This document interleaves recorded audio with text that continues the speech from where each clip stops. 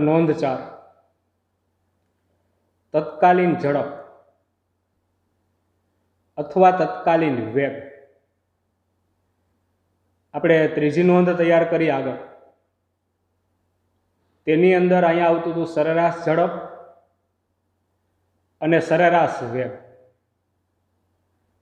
બરાબર। અત્યારે સરેરાશ ઝડપ અને અત્યારે એવી તત્કાલીન ઝડપ છે। પછી ત્રીજી નોંધમાં સરેરાશ વેગ આવ્યો હતો, અહીંયા તત્કાલીન વેગ આવશે। સરખા નથી, જુદા જુદા છે। હવે જો તત્કાલીન ઝડપ અથવા તત્કાલીન વેગ મારે સમજાવવું તો હું પેલા ઉદાહરણ જ આપી દઉં। જે ઉદાહરણ હું આપીશ, બરાબર, એના ઉપરથી તત્કાલીન ઝડપ અને તત્કાલીન વેગ તમને મળી જશે। એક ઉદાહરણ જ આપી દઉં।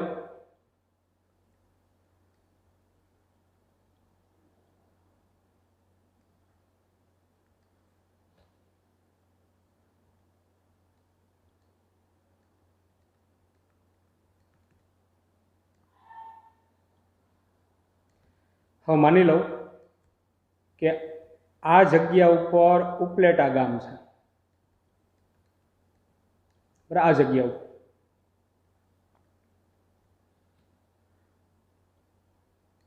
આ જગ્યા ઉપર છે ધોરાજી।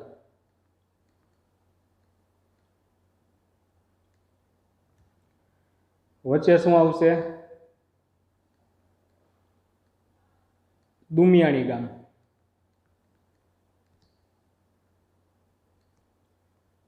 પછી કયું આવશે? સુપેડી। રેડી? હવે જો કે એક વાહન અથવા એક મોટરસાયકલ ઉપલેટાથી નીકળે છે, બરાબર, ઉપલેટાથી, અને ક્યાં પહોંચે છે? તો કે ધોરાજી પહોંચે છે। તો એમાં જે કાપેલું કુલ અંતર છે, એટલે એને આપણે શું નામ આપતા હતા? પથ લંબાઈ। કાપેલું કુલ અંતર હોય તેને આપણે પથ લંબાઈ નામ આપતા હતા। અંતર આપણને ખબર જ છે, ઉપલેટાથી ધોરાજી સુધીનું અંતર 20 કિલોમીટર છે।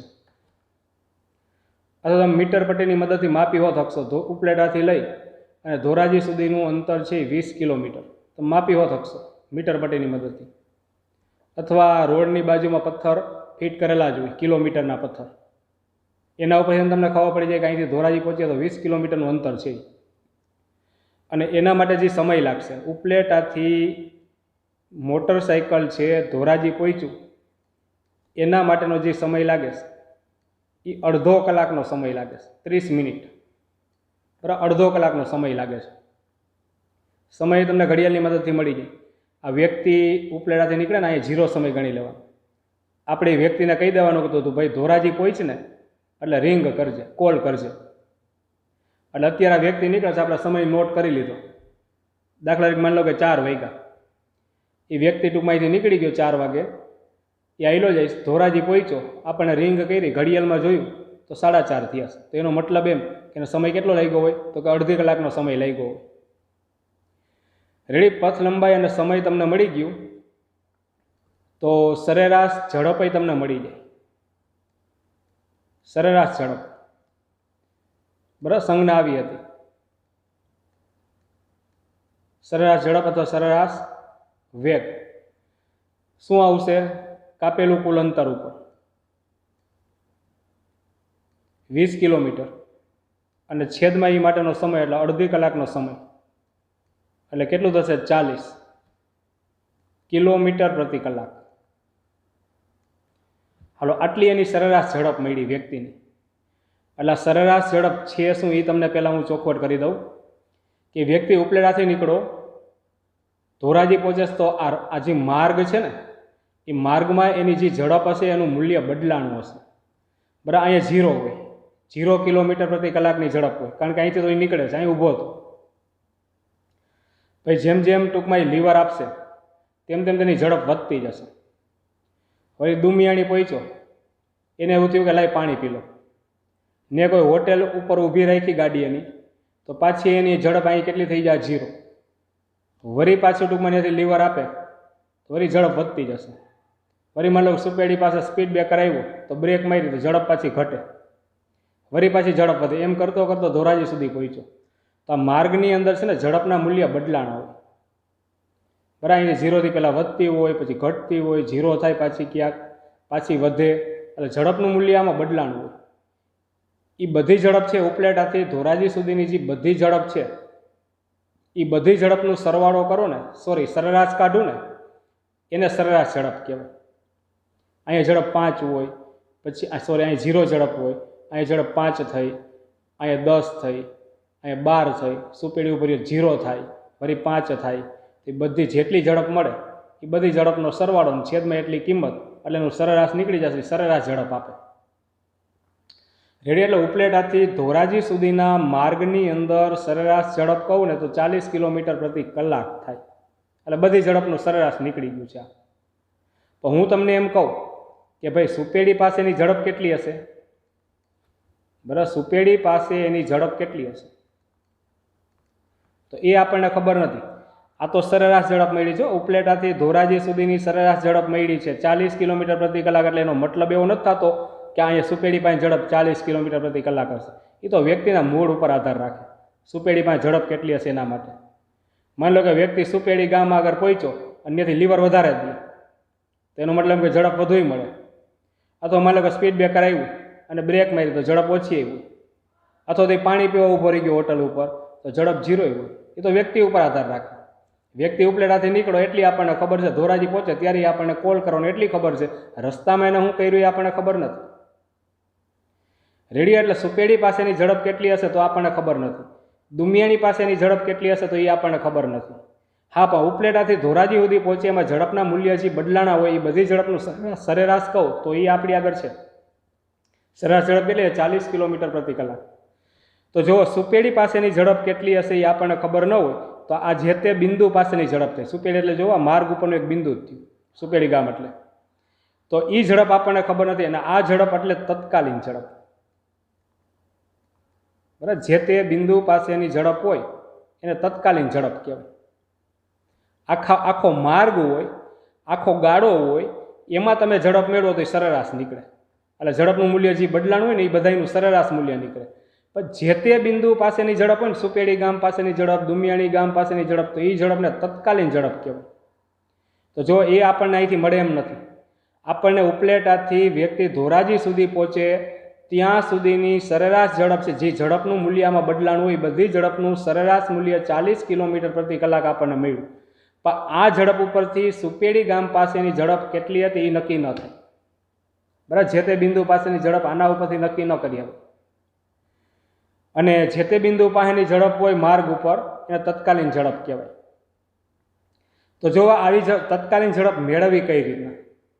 બરાબર, જે તે બિંદુ પાસેની ઝડપ કઈ રીતના મેળવવી? આપણને સરેરાશ ઝડપ મેળવતા આવડે. હવે જે તે બિંદુ પાસેની ઝડપ તમારે મેળવવી તો જો અહીં બાજુમાં ઉદાહરણ આપું છે.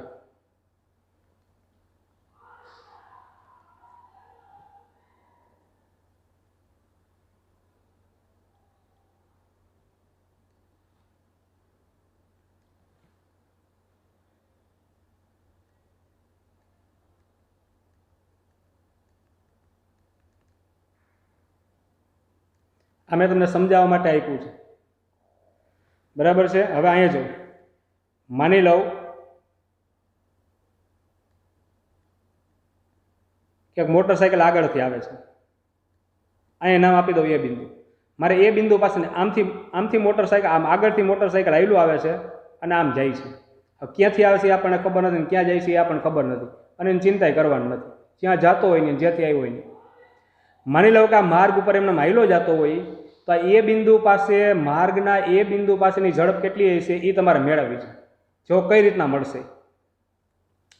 માની લો કે આ વ્યક્તિ એ બિંદુ આગળથી નીકળો અને માની લો કે 50 સેકન્ડ જેટલો સમય જાય, 50 સેકન્ડ જેટલો સમય, અથવા તો મોટરસાઇકલની કણ જ કહું છું કારણ કે સેકન્ડમાં સમય લઉં છું. એક કણ આમથી આવે છે અને આમ હાઈલો જાય છે. બરાબર, મને સરેરાશ ઝડપ મેળવતા આવડે છે. અને માની લો કે મારે એ બિંદુ પાસે એની ઝડપ કેટલી હશે મેળવવી છે. એ બિંદુ પાસેની ઝડપ એટલે તત્કાલીન ઝડપ થશે એ બિંદુ પરની, એ મારે મેળવવી છે. તો કઈ રીતના મેળવાય? તો હાલો એ કણ અહીંથી નીકળો, આમ ગતિ કરતો કરતો હાઈલો જઈશ તો એ બિંદુ પાસેથી આમ નીકળે, એ બિંદુ પાસેનો સમય t બરાબર 0 લઈ લો, આમ હાઈલો જાય, સમય વધતો જાય. તો માની લઉં કે 50 સેકન્ડ પછી કણ અહીંયા આવે છે. અને અંતર છે ને એ 50 મીટરનું અંતર કાપ્યું છે એવું માની લો, બરાબર। એક કણ છે આમ ગતિ કરતો હોય તો એ થી બી બિંદુ સુધી પહોંચે તો અંતર કેટલું કાપે છે અહીં લખી જ નાખો, એ બી, બરાબર। એ અંતર કેટલું કપાણું તો કે 50 મીટર। સમય કેટલો લઈ ગયો, સમયગાળો એટલે ડેલ્ટા ટી વડે દર્શાવો તો કે 50 સેકન્ડ।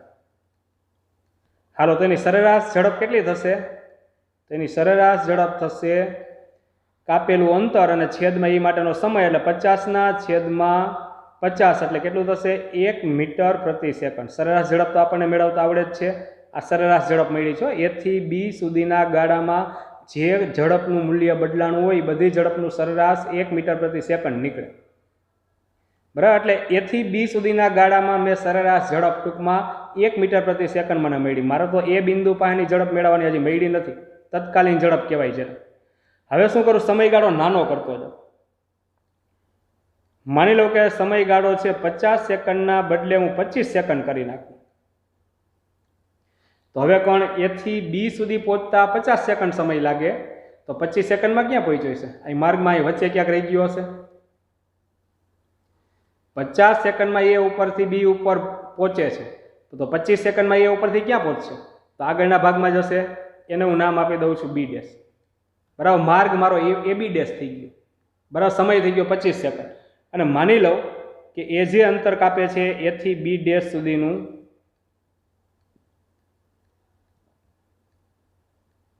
એ છે 25 મીટર। તો સરેરાશ ઝડપ કેટલી થશે, તો સરેરાશ ઝડપ આપણને મેળવતા આવડે કાપેલું કુલ અંતર ને છેદમાં એ માટેનો સમય એટલે કેટલું મળશે 1 મીટર પ્રતિ સેકન્ડ। આ શું આપે તો કે એ થી બી ડેશ સુધીની ગતિ દરમિયાન આમાં ઝડપનું મૂલ્ય જે બદલાણું હોય છે ને એ બધાનું સરેરાશ આપે છે, એટલે આ સરેરાશ ઝડપ મળી। હજી તત્કાલીન ઝડપ એ બિંદુ પાસે ઝડપ આપણને નથી મળી, હજી સમયગાળો નાનો કરો।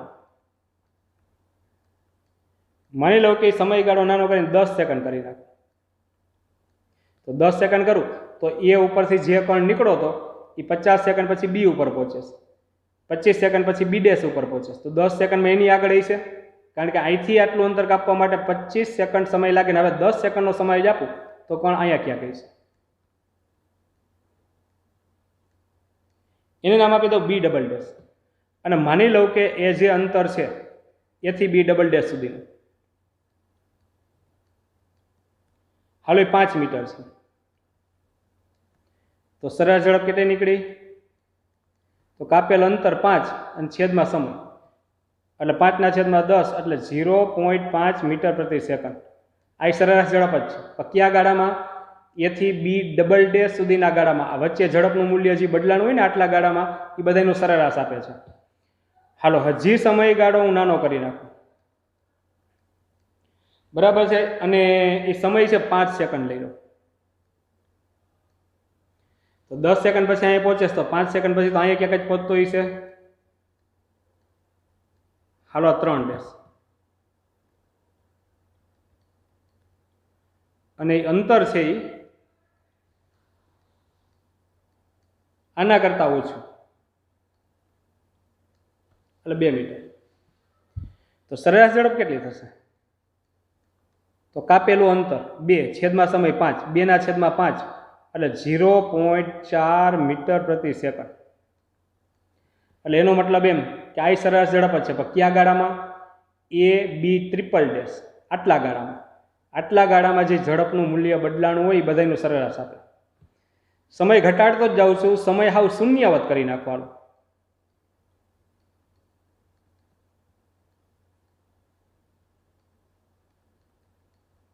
તો શૂન્યવત કરી નાખો તો કણ ક્યાં પહોંચ્યો હોય, હાવ બાજુમાં શૂન્યવત એટલે માની લઉં કે 0.01 ક્યાં પહોંચ્યો છે કણ, અહીં બાજુમાં હોય, એને નામ આપી દઉં છું B4 ડેશ અને અંતર કેટલું હશે તો અંતર એ શૂન્યવત જ થઈ ગયું છે અને માની લો કે 0.1 મીટરનું અંતર છે। તો આટલો ગાળો થયો તો આમાં સરેરાશ ઝડપ કેટલી થશે, હાલો 0.1 છેદમાં 0.01 એટલે થશે 10 મીટર પ્રતિ સેકન્ડ। રેડી, અને આ જે ઝડપ મળી ને એને એ બિંદુ પાસેની તત્કાલીન ઝડપ કહેવાય. પણ ખબર કેમ પડી? હવે આટલા ગાળામાં સરેરાશ ઝડપ છે, હાવ બાજુમાં બિંદુ છે, શૂન્યવત સમય છે. વિચાર કરો, કોઈ પંખો હોય, બરાબર છે, તમે સ્વિચ ચાલુ કરો તો પંખો ચાલુ થાય તો હું સીધી ઝડપ એની 1 માંથી 50 થઈ જાય. બરાબર, 1 સેકન્ડ કરતાંય ઓછો સમય છે. આપણે 1 બોલીએ ને તો 1 સેકન્ડ સમય થઈ જાય, એના કરતાંય ઓછો સમય છે. એટલા સમયમાં હું ઝડપમાં ફેરફાર થઈ જાય પંખાની? ન થાય.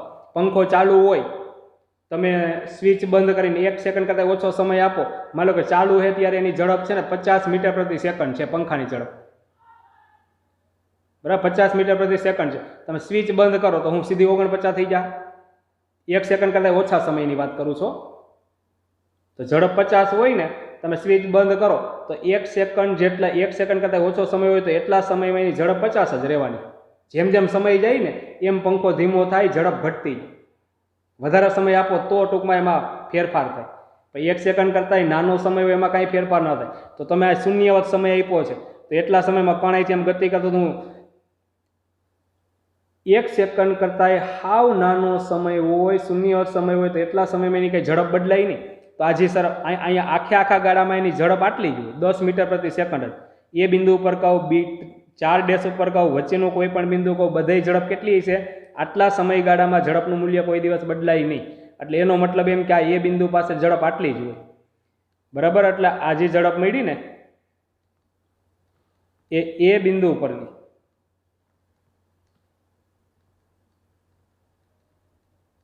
તત્કાલીન ઝડપ કહેવાય. રેડી? છે સરેરાશ ઝડપ જ જોઈ લેજો. બસ કેવી સરેરાશ ઝડપ? કે જ્યારે સમય તમે શૂન્યવત લ્યો ને, શૂન્યવત સમય લેવો ત્યારે જે ગાળો બનશે એ સૂક્ષ્મ ગાળો હશે ને એટલા ગાળામાં એની ઝડપ બદલાશે નહીં. અને એવી પરિસ્થિતિમાં આ ગાળામાં જે સરેરાશ ઝડપ મળે એ બદલાતી ન હોય આટલા ગાળામાં, તો એને એ બિંદુ પાસેની ઝડપ ગણી શકાય. અને એ બિંદુ પાસેની ઝડપ એટલે તત્કાલીન ઝડપ કહેવાય. બરાબર, આ રીતના તત્કાલીન ઝડપ મેળવવામાં આવે છે. એટલે ટૂંકમાં છે સરેરાશ ઝડપ જ, પણ સમયગાળો કેવો લેવાનો? શૂન્યવત. રેડી? તો સૂત્ર તૈયાર કરી લઉં. આ ઉદાહરણ મેં માત્ર સમજવા માટે લખ્યું હતું. આપણી ટેક્સ્ટ બુકમાં આવું નથી, ઉપલેટા દુમિયાણી ને એવું ન હોય. રેડી? એટલે પ્રશ્ન પૂછે ને, પ્રશ્ન પૂછે તોય ટૂંકમાં આ ઉદાહરણમાં આપવાનું નથી. આ મેં સમજાવવા માટે જ માત્ર ને માત્ર આપેલું છે. આ ડાબી સાઈડનું જે ઉદાહરણ છે, જે બ્લુ અક્ષરથી લખેલું છે, એ ઉદાહરણ કરવાનું છે.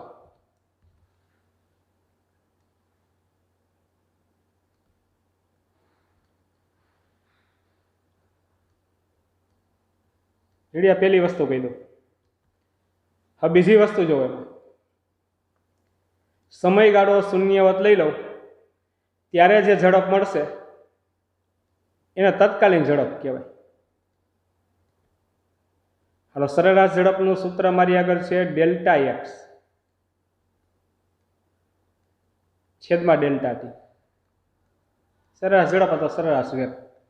બરાબર, આટલું સૂત્ર છે મારી પાસે. અને સંજ્ઞા હતી સરેરાશ વી.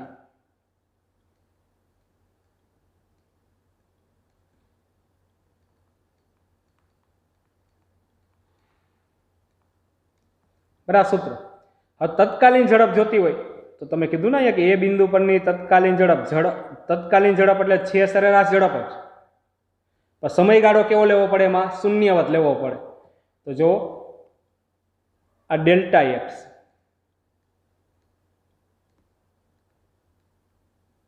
છેદમાં ડેલ્ટા ટી, આમાં સમયગાળો શૂન્યવત લેવાનો. સમયગાળો શૂન્યવત લેવાની સંજ્ઞા આવી છે. રેડી? આવી સંજ્ઞા છે. અહીં આગળ limit delta T tends to 0, એટલે કે સમયગાળો છે શૂન્યને અનુસરે છે એવું વાંચવાનું. એટલે ટૂંકમાં સમયગાળો શૂન્યને અનુસરે છે એટલે શૂન્યવત જ છે. બરાબર, આ મેથ્સની અંદર વિધેયનું લક્ષ આ એની સંજ્ઞા છે. આપણે જરૂર નહીં પડે કે ફિઝિક્સમાં લક્ષ નહીં ક્યાંય. રેડી? એટલે limit delta T tends to 0 એટલે આનો મતલબ તમારે કાઢવાનો છે કે સમયગાળો શૂન્યવત છે. અને ત્યારે જે ઝડપ શૂન્યવત સમયગાળો આમાં લઈ લો ત્યારે જે ઝડપ મળે એને કઈ ઝડપ કહેવામાં આવે છે? તત્કાલીન ઝડપ. આ તત્કાલીન ઝડપનું સૂત્ર હતું.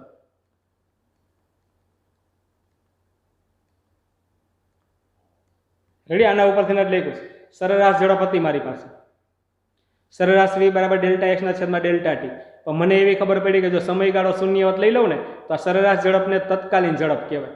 તો આમાં સમયગાળો મેં શૂન્યવત લીધો એટલે જે ઝડપ મળી તત્કાલીન ઝડપ, એટલે સરેરાશની નિશાની કાઢી નાખી. રેડી? અને limit delta T tense two 0 એટલે શૂન્યવત સમયગાળો થયો. હજી આ સૂત્રને આમાંય ન લખવું હોય, લિમિટ ન લખવી હોય ને તો ડેલ્ટાનું રૂપાંતર ડીમાં કરી નાખો એટલે dx ના છેદમાં dt. બરાબર? આ તત્કાલીન ઝડપનું સૂત્ર જ છે. જો સમયગાળો શૂન્ય limit delta T tense two 0 ન લખવું હોય તો ટૂંકમાં ડેલ્ટાનું રૂપાંતર ડીમાં કરી નાખવું. એટલે વિચારતા નહીં. બરાબર? આ મેથ્સનું ચેપ્ટર છે, જરા તરા યાદ રાખી લેજો. વળી તમે વળી બેઠા બેઠા વિચારતા નહીં કે આ કઈ રીતના ડેલ્ટાનું ડી થાય, એ કંઈ વિચારવું નથી એવું. બરાબર? તો આખા ચેપ્ટર મેથ્સના કરવા પડે અને આટલી જ આપણે જરૂર પડવાની, બીજી કંઈ જરૂર નહીં પડે. રેડી? એટલે તત્કાલીન ઝડપનું સૂત્ર તૈયાર થઈ ગયું. અને તત્કાલીન ઝડપનું સૂત્ર તમે જોશો ને તો એક વસ્તુ જાણવા, અહીં વિકલન આવી ગયું. જોઈ લો, d/dt વિકલન મેં તમને આગળ કરાવ્યું આખું. બરાબર? નોંધના સ્વરૂપમાં આખું વિકલન ઉદાહરણ સાથે મેં તમને કરાવેલું છે. આ એક્સ છે, એક્સ એટલે સ્થાન, એનું સમયની સાપેક્ષે વિકલન કરવામાં આવે તો એ વેગ આપે. તો હજી એક આ મુદ્દો લખી શકું કે સ્થાન x નું સમય t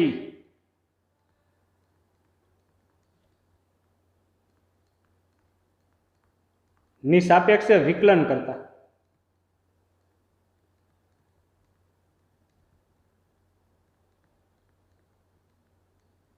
શું આપશે? આ સ્થાન x નું સમયની સાપેક્ષે વિકલન કરવામાં આવે તો તે આપશે મને તત્કાલીન ઝડપ અથવા તત્કાલીન વેગ મળે. હજી જો એક વસ્તુ મને મળશે, આખો ગાળો હોય ને, આખા ગાળામાં ઝડપ આપેલી હોય તો એ સરેરાશ ઝડપ જ હોય, અને જે તે બિંદુ પાસેની ઝડપ હોય તો એ તત્કાલીન ઝડપ જ હોય. તો એ લખી નાખું સમગ્ર આખા ગાળામાં આપેલી ઝડપ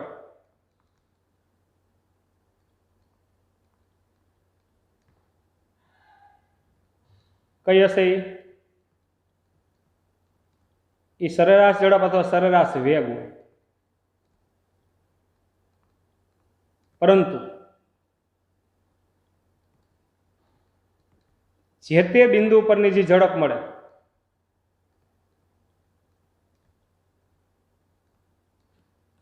એ કઈ ઝડપ હશે? તો કે તત્કાલીન ઝડપ હોય.